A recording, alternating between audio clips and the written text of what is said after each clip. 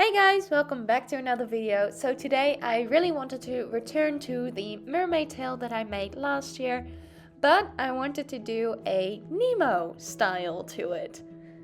But before we start, we do need to do a couple of tests. So I have two knit fabrics. I've got orange and I've got white. But if you noticed in the design, we need both orange, white and also black. So how are we gonna do that? Yeah, that's the question. So I'm gonna do a couple of tests. So I'm gonna get like a little piece of white and a piece of this orange, and we're gonna test it out. So I've got some fabric markers here, and basically I don't have orange in here. So the question is gonna be, can I mix a couple of these to make a nice bright orange? Most likely not, but we're gonna try it. Or are we going to use the white and the black on top of the orange and see if we can make that work? So yeah, we're gonna try it out, and I am going to try it out with a paintbrush since I do want to be able to paint it on and make sure it saturates the fabric rather than it just laying on top, globby and blobby and everything. So let's get to the testing part.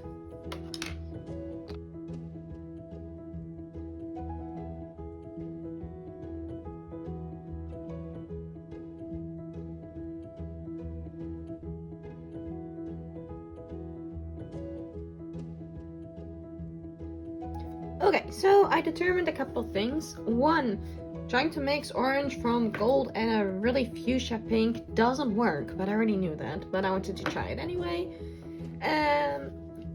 The other is that I've got my orange fabric, which really washes out on camera, by the way. And yes, it is still wet. And it really works with getting paint on there. Like, you can stretch it and the paint really seeped into it unless you really stretch it. So probably a good idea to paint it while it's slightly stretched. The other thing is that it's actually kind of hard to get straight lines. So if I really want clean, crisp lines, I'm gonna have to think of something. And finally, this white here, it works. It's just a little bit on the sheer side. So that's gonna need like 2 layers, 3 layers. We'll find out. But yeah, so this basically works. So for the concept design, I think this is what we're gonna go with, and we just need to find out how to make clean lines. Okay, so let's have a look in the pattern book of patterns. And yes, apparently that's what I'm calling this now. I should have my mermaid tail somewhere around here. Ah, look, there it is. So I've got my mermaid tail that we made in the last video. I will link that in the iCard and in the description box. But we're gonna use this one. And what else? I think I will also use the same tail design since that does match my drawing, and I really love like the betta fish kind of look. So we're gonna keep that as well.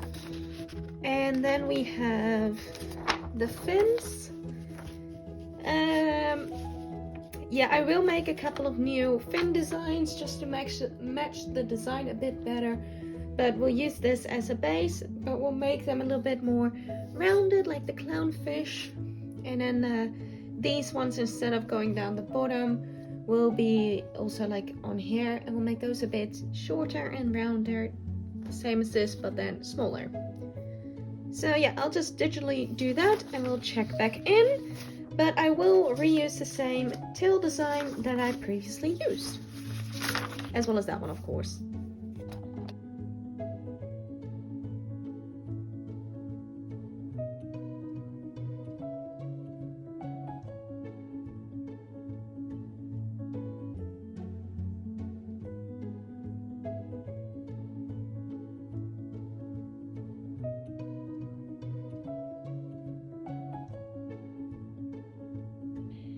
Okay, so yeah, I can't see through this, but I do have a plan.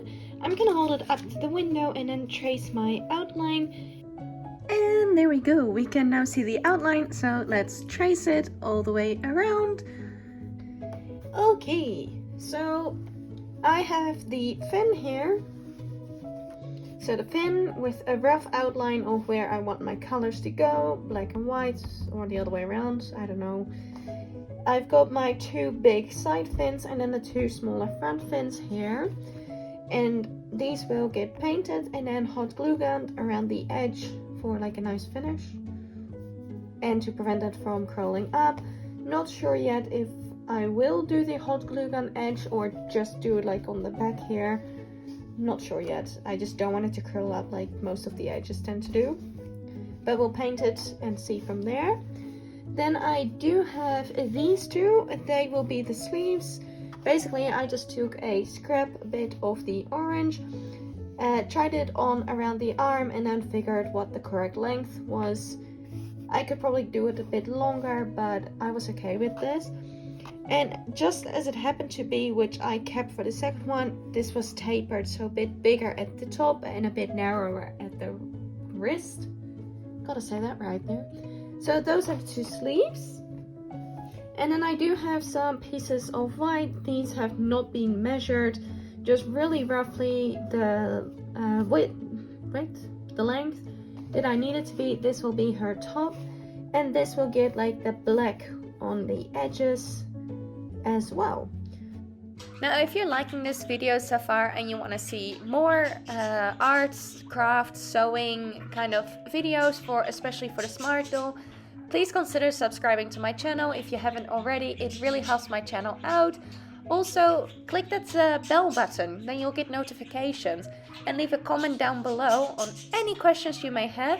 I would also really like you to comment below any ideas you have for future projects that you would like me to make for you, because I really need some inspiration, and well, you might have some ideas that I haven't thought of yet. So I really do want to hear from you. Comment down below, write it all down, and I will read it.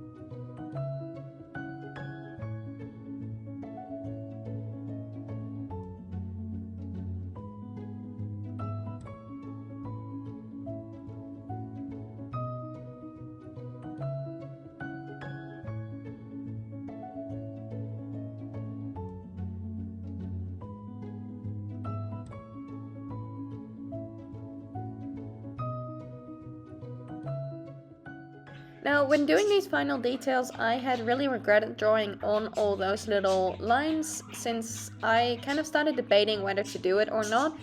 But since I'd already drawn it on, I had to continue with it.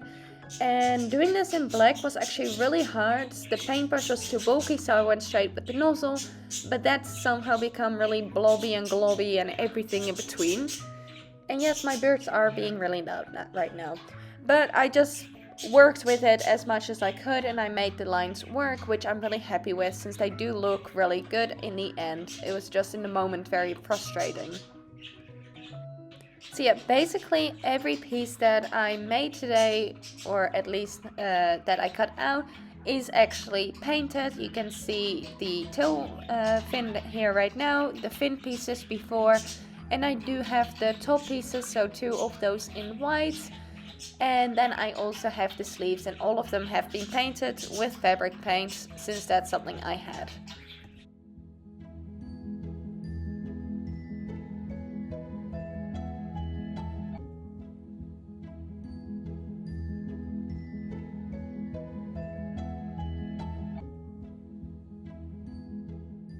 And the next step is cutting all of these pieces out as neatly as possible.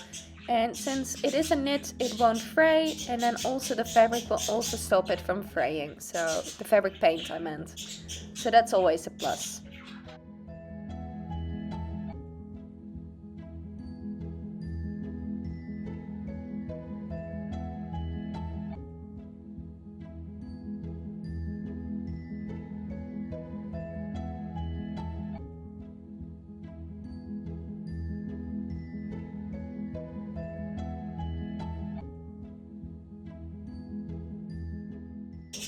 So after all of that, it is finally time to sew it all together, and I am just folding that little edge on the top inwards. I am not sewing it since I don't want a seam there, but I'm just folding it in, and then the birds are being really loud.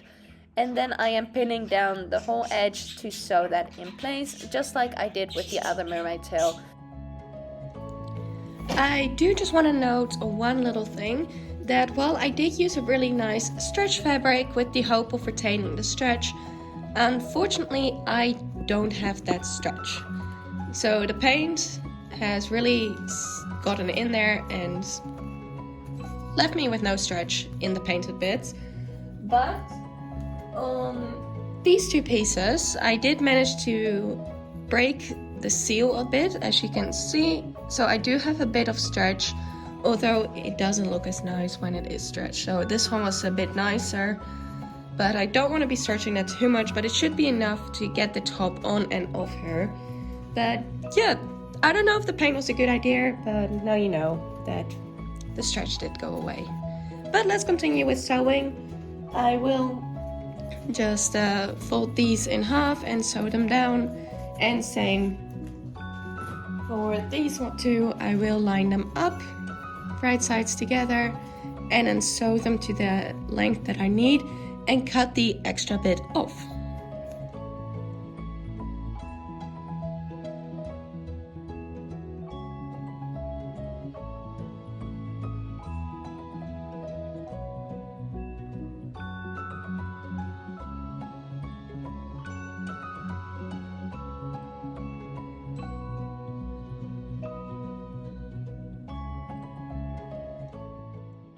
And actually that's it for the sewing. So after you've done the fit test and you make sure everything is fine, you're gonna put the tail on, and now we get to hot glue, or any kind of glue, or even maybe possibly stitch on your detailing. Yeah!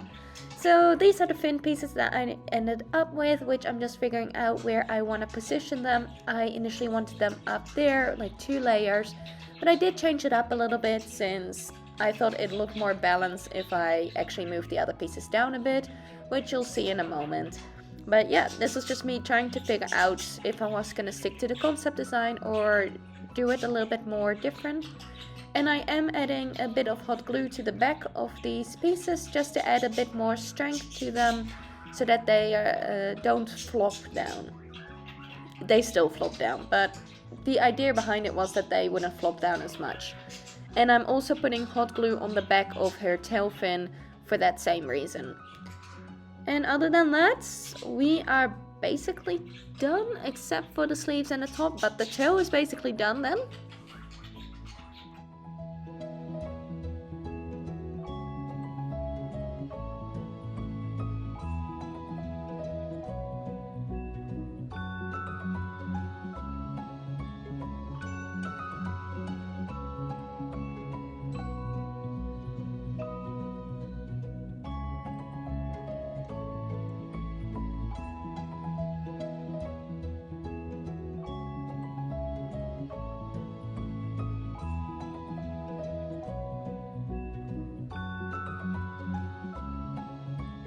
Okay, little update with the sleeves. I did not think this through, but because the paint does take the stretch away, I cannot turn these around.